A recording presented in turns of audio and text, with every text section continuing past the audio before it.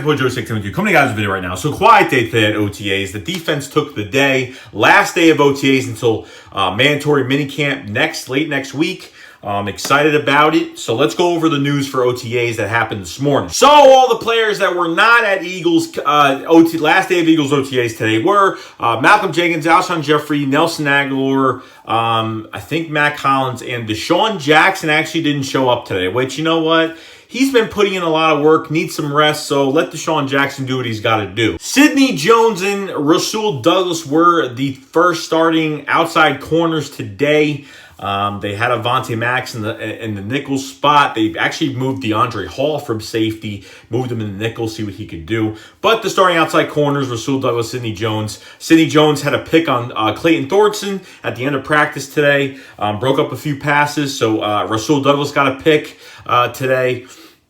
So a lot of good things happen with these two. They both had very good, Rasul Douglas had a very strong OTAs camp.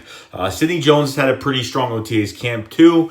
So hopefully, I have more faith in Rasul Douglas. I don't know what's going on with Sidney Jones, but I really hope he pans out, and I hope that I need to see this team with pads on for us to really see more. The pads make a huge difference, especially receivers and DBs covering. So the pads really make a huge difference. So we're going to see what these two could do later on, especially in mandatory minicamp to fully training camp when it comes around. So we'll see what these two could do later on. So DeAndre Hall was an ex-Chicago Bear, and they had a lot of guys. The Bears had a lot of guys in the secondary. They need to give up somebody. I think we gave up a late draft pick for DeAndre Hall. I think it was before last year. I'm not really sure.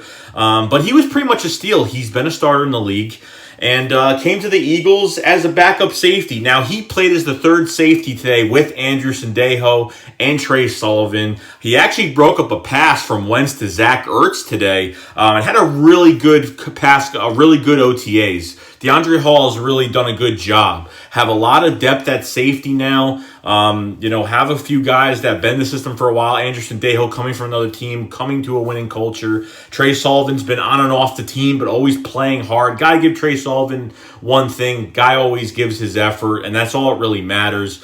But DeAndre Hall is another guy that you could see more depth with him. You could see a lot. He brings a lot of effort. He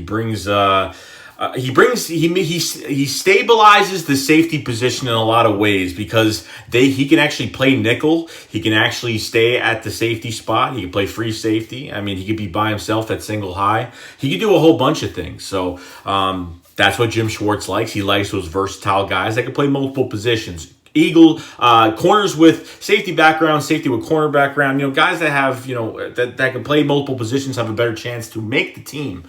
So whatever these players are willing to learn, they're definitely going to stay on this team and learn as much as possible so they can actually get a roster spot. DeAndre Hall is probably going to be a backup safety. I don't think he's ever going to start this year. But hey, you never know what happens with injuries, so you want to keep him on the roster. Dallas Goedert has been very, very, very good. Okay. Going into his second year and just becoming one of the main focal pieces of this offense. Now, during these OTAs, he's been catching one-handed balls. He's been getting touchdowns in the back of the end zone. He's great in the red zone. He's been getting separation and catching everything that comes to him. I see a really, really big year from Dallas Goedert. I'm very excited to see what he could do. I just want him to learn more. The more he learns, the better he's going to be. And he hasn't unleashed his true side of what he actually can do on the football field. So very excited to see what Dallas Goedert does. The Eagles actually played 13 personnel today. They actually had Dallas Goedert, Zach Ertz, and Richard Rodgers, all their tight ends, on the field at the same time. Probably put Ertz to the outside, by himself against the corner, and then having Dallas Goedert and Richard Rodgers on each side of the tackles. They're making they're creating some things. Depending on our matchups, who we have on defense, they can create some big matchups. Zach Ertz by himself can create separation. You got to watch out for him. And then Dallas Goedert can use his size and speed to get around guys, find empty space, middle of the field. And Richard Rodgers is just a guy that's going to get some a little bit of attention, but not a guy. He's probably going to do more of the blocking, more of the Brent Selleck work when Brent Selleck was here for his last year, more of the dirty blocking, doing all the dirty work. So that's the kind of personnel. That's what they're kind of using, a 3 tight end set. We did it actually against the Colts. My power was just flicking. Did it against the Colts last year. Man, my phone's dying. This is great. So Doug is being creative, and that's really, we need to be like, oh my God, did not expect that. That was 2017. It was like non-expected plays that, we never really figured out. So a 3 tight end set, I'm down with it. Hope you guys are too. J.J. Arcega-Whiteside made another back of the end zone catch today. An amazing, body frame catch today. And you're going to be seeing this a lot. And it seems like, Doug Peterson already mentioned that J.J. Arcega-Whiteside is getting a lot of separation. Knows how to get separation, uses that body, and he has deceiving speed that people are going to look at him and think, oh, he's just a big guy, has good hands. But the guy's got speed around that. So we just need to see more. We need the preseason to get here as fast as possible. I want to see him in pads. I want to see him with, against another team, and I want to see what he does on that field. I don't care if they put him in the slot, they put him on the out, whatever they want to do with him. I don't care what they do with him. He's just another red zone. He's probably he could be one of the best red zone wide receivers in the league, especially when he's a full-time starter. That's what I'm expecting out of him. After Alshon Jeffrey leaves, I see J.J. Arcega-Whiteside taking that role, being the intermediate, catcher out there, getting those 50-50 balls, using the top frame of his body, catching balls, knocking corners down, and, taking a lot of chunk yards or maybe bringing it to the house. So very exciting to see that. So Nate Sudfeld had a pretty good practice. He actually had a good couple days of OTAs, threw some red zone touchdowns today. To Donnell Pumphrey, a few guys. I think Wentz did too as well. But Nate Sudfeld is competing, and from what OTAs is bringing right now, I feel like Nate Sudfeld is going to win that backup job from what the other guys are doing. So want to go to Clayton Thorson as well. And Clayton Thorson had really 3 bad passes today. Didn't do good at all. Really bad. And when I mean bad, I mean bad. Underthrew some balls. He can throw pretty far, but at certain times when he's getting pressure, his arm strength is not as strong when he's getting pressured. So Clayton Thorson, I don't expect him to do a damn thing, but just be a camp arm.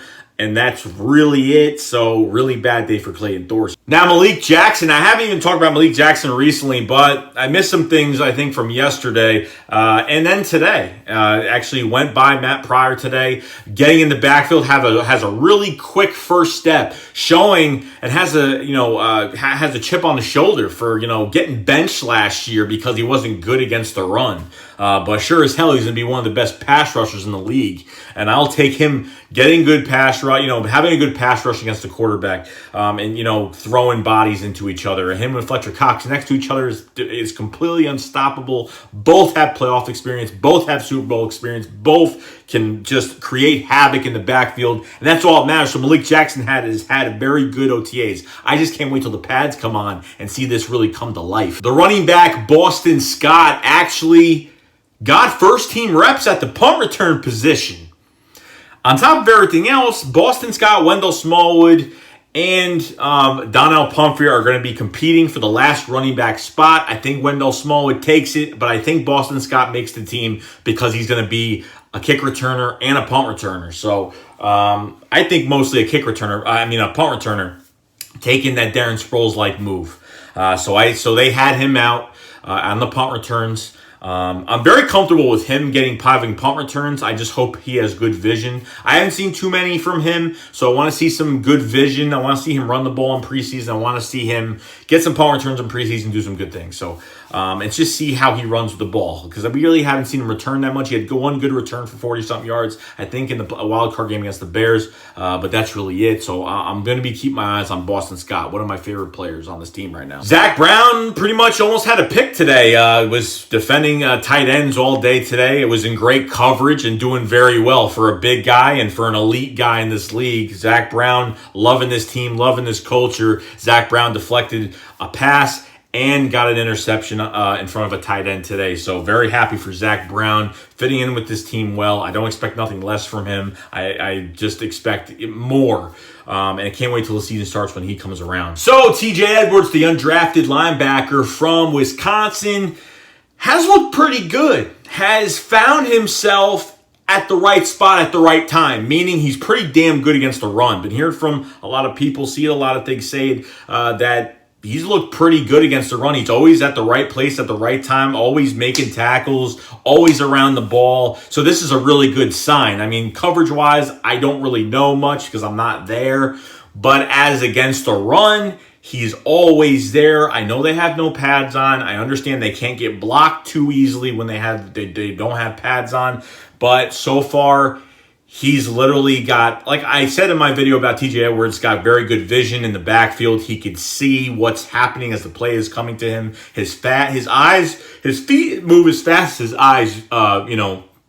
his eyes see. So he could see a play develop very easily and kind of go right to it. So I'm happy that TJ Edwards is making a little bit of a punch on this team, and he could be a starter next season. You never really know. In 2020, 2021, you could have a new linebacker with the Philadelphia Eagles. So look out for TJ Edwards coming into preseason. Now Cody Kessler, quarterback, he's bad. He's bad. Cody Kessler has really bad arm strength. I mean, don't get me wrong. This guy has been a star in this league. He has tried. I don't mind quarterbacks. I feel bad when guys like, you fucking suck. Guys that really put down quarterbacks. This guy's a hard worker. Unfortunately, he's just not that good. And it is what it is. He's trying to get a roster spot. But I don't think he's going to beat Nate Sudfeld. Cody Kessler just had a really bad day. He got picked off by Russell Douglas today. And he just threw underthrow, overthrow, out of reach. Just really bad. So, not really much happening with that at all. So I'm just hoping that, I need these guys to look good in preseason. We need these quarterbacks like Clayton Thorson, like Cody Kessler. They need to give these wide receivers looks, even guys that are trying to make the team. So I don't want to go with a Matt McGloin like last year and, it looks so bad that we can't even, the coaches can't even get a look. There's guys trying to make the team. So it is what it is. But this is what happens when you bring 4 quarterbacks in. This is what happens every year. You're always going to have 2 guys that are fucking horrible, and then the other 2 are great. So you never really. Ronald Darby said at his press conference today that he is aiming to be back week 1. Says he feels really good. He's doing sprints. He's doing very well. So aiming to come back week 1, and I thought he would at least come back by preseason week 3. And then he's not going to be himself for the first game because he's just coming back and he's going to have 2 weeks to prepare and be at full strength and full health and feel like himself. But Ronald Darby's playing for a contract, a big contract next year. Not the Philadelphia Eagles. I mean, that's in my opinion. But he's got to have a big year this year. And I think this is going to motivate him a lot more. And I think he's just going to get better. I just hope he plays well. I want to see a fully healthy Ronald Darby this year. Very important. That's all I got for you. Last day of OTAs. And that's it. Last day of OTAs. It's in the books. That's it. Gonna wait till late next week for I think it's next Thursday, Friday. I forgot what date it is, but for mandatory mini camp. Okay, now we're getting on the mandatory minicamp. We're going to do our thing. So that's really it, guys. So if you guys enjoy these OTA videos, give me a thumbs up on the video. Subscribe to the channel. And, hey, I guess we will see each other around very soon. So I will see you guys later. Shake squad up. Fly, let's fly.